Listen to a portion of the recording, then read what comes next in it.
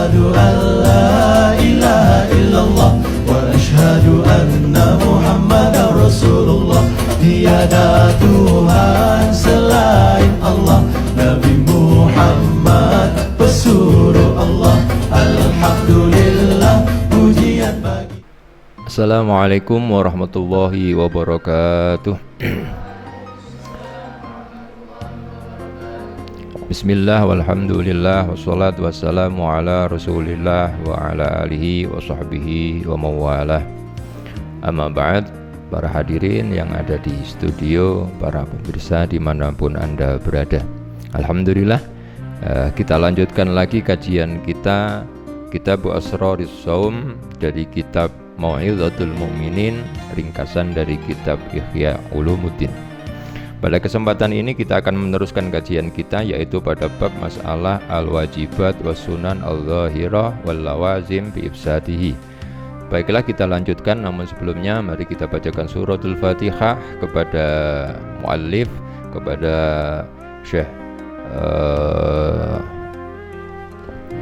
Syekh Jamaluddin Al-Maqdisi, kemudian juga kepada Sayyidina Syekh Imam Al-Ghazali, juga kepada guru-guru kita. Mudah-mudahan apa yang kita sampaikan nanti menjadi ilmu yang manfaat, barokah fid dini wad dunya wal akhirah. Al-Fatihah. Bismillahirrahmanirrahim.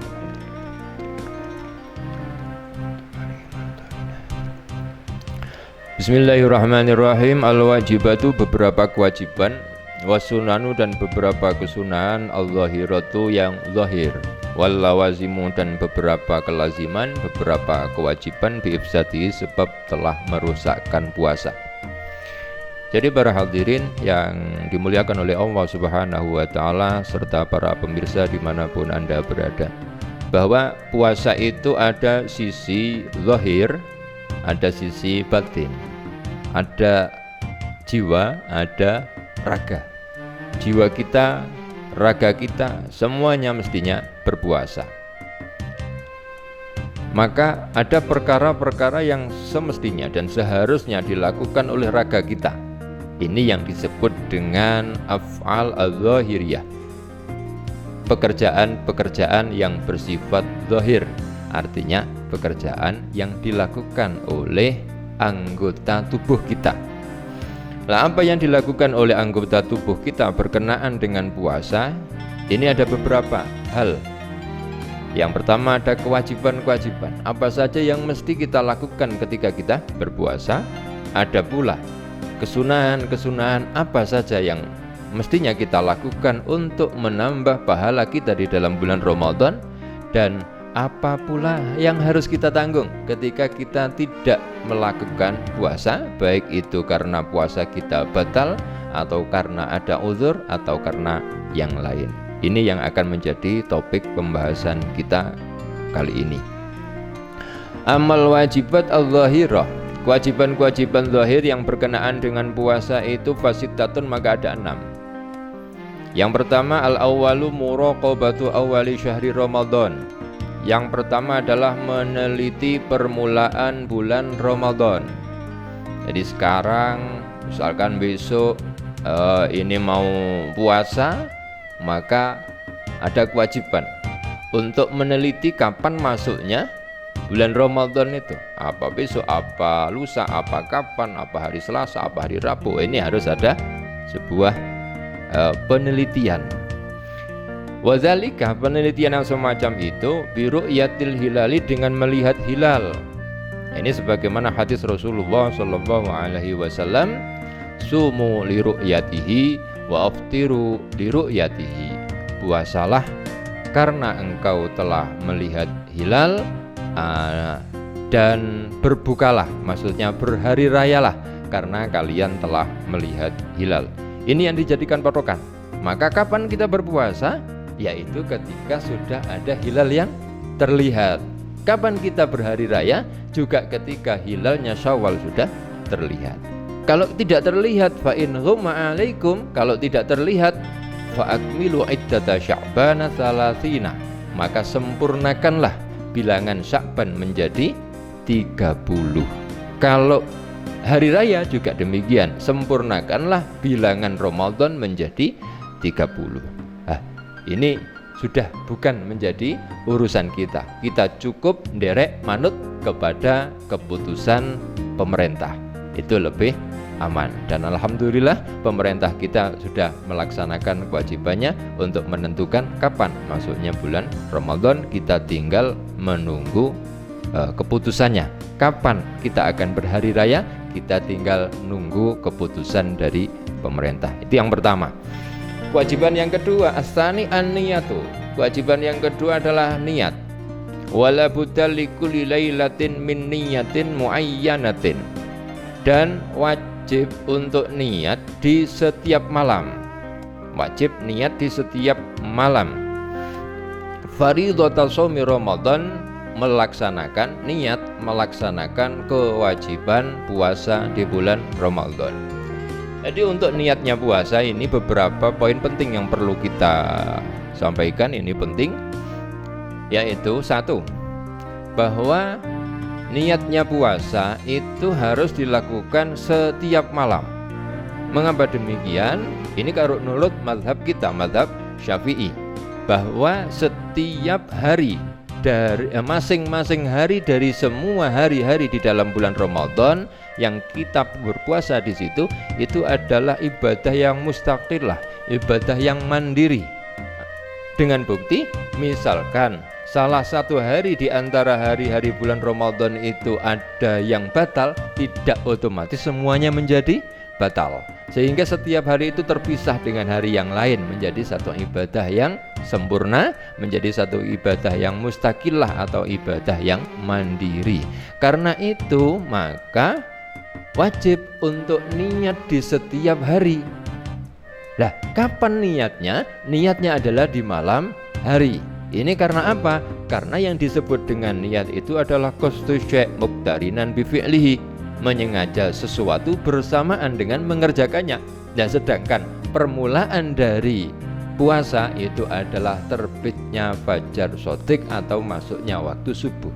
Untuk mencari waktu yang sama persis bersamaan dengan keluarnya fajar shadiq itu kesulitan. Maka itu cukup niat di malam hari. Jadi ketika sudah masuk waktu maghrib, kemudian panjenengan niat nawaitu sauma ghadin an adai fardhi syahri ramadhani hadis sanati imanan wa ihtisaban fardhu lillahi ta'ala, itu sudah cukup. Jadi kapan waktunya niat? Sejak mulai maghrib sampai sebelum subuh. Ini setiap malam. Ini menurut mazhab kita. Yang ketiga, as-salisu, yang ketiga, limsaku an isoli syai'in, menahan diri dari memasukkan sesuatu ilal jaufi, kepada jauf. Jauf ini adalah rongga tubuh atau rongga ruang yang ada di dalam tubuh kita. Ruang yang ada di dalam tubuh kita, misalkan perut, tenggorokan, rongga kepala dan sebagainya. Jadi sesuatu yang ada di dalam tubuh kita itu yang punya ruang, itu namanya jauf. Ini sekalipun benda itu tidak sampai masuk ke situ, akan tetapi melewati jalan yang menuju ke situ. Ini yang disebut dengan manfaat. Jadi ada manfaat, ada jauf. Jadi manfaat itu lubang masuknya, jauf ini adalah rongganya. Ini yang membatalkan. Jadi misalkan begini, ketika kita berpuasa memasukkan sesuatu melewati tenggorokan, sekalipun tidak sampai kepada perut, itu tetap batal, karena tenggorokan ini sudah dianggap sebagai jauf atau dianggap sebagai rongga. Memasukkan sesuatu ke dalam telinga atau memasukkan sesuatu, mohon maaf, melalui kubul atau dubur, ini menjadi batal. Nah, ini menjadi batal. Lain kalau hanya pada batas luar saja, tidak sampai masuk ke dalam rongga yang kosong itu tadi. Misalkan berkumur, ini kan hanya memasukkan air ke dalam mulut, tidak sampai melewati tenggorokan, tidak batal. Kecuali kalau air itu sudah melewati tenggorokan, lebih dari melewati batas makhrajnya hak. Jadi kalau para hadirin niki mengucapkan hak, itu kemudian dirasakan hak ini keluarnya dari mana, itu batas. Jadi yang sebelumnya hak itu batas luar namanya zahir, kemudian kalau yang di belakangnya hak, makhrajnya hak itu adalah bagian batin, itu yang sudah membatalkan. Yang sebelumnya itu tidak membatalkan.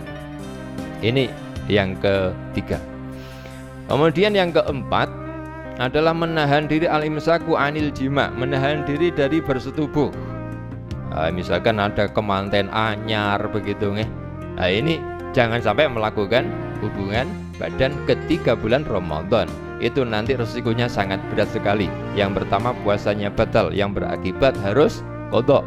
Kemudian dia telah melakukan pelanggaran, maka dia berkewajiban untuk membayar kafarat. Kafaratnya memerdekakan budak.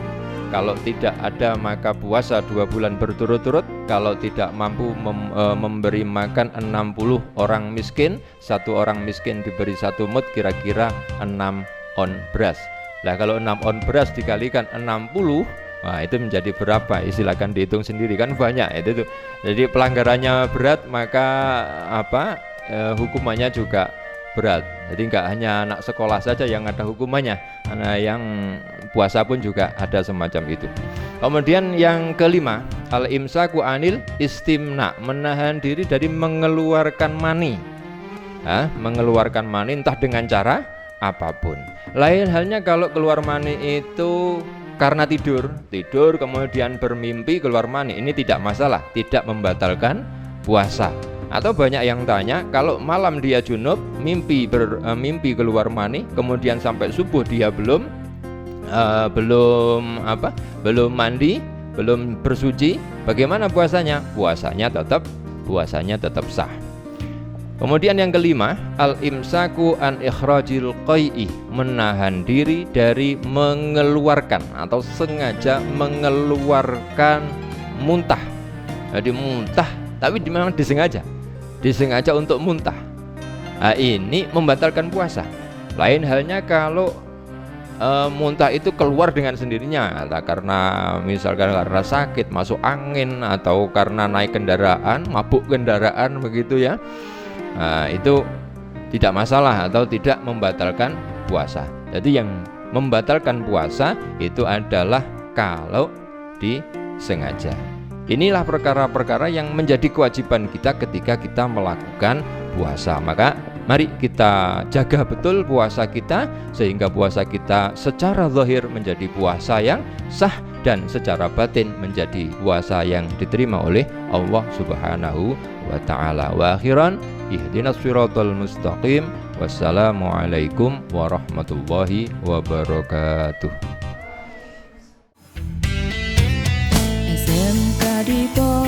SMK sak ngajine, bermutu ilmunya, berkarakter sikapnya, menjadikan generasi Islami terampil, profesional, mandiri. SMK Diponegoro Tumpang, kau ajarkan ilmu umum dan agama, kau tuntun kami dalam keislaman untuk menggapai dunia dan akhirat. SMK ku jayalah selalu dalam perjuangan mendidik anak bangsa. Sekolah sangat cine, SMK Diponegoro Tumpang. SMK ku jayalah selalu dalam membangun bangsa bermartabat mulia. Sekolah sangat cine, SMK Diponegoro Tumpang.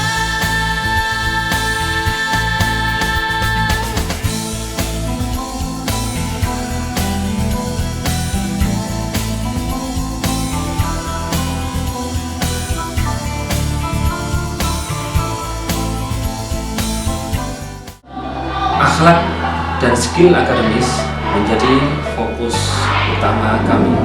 SMK bisa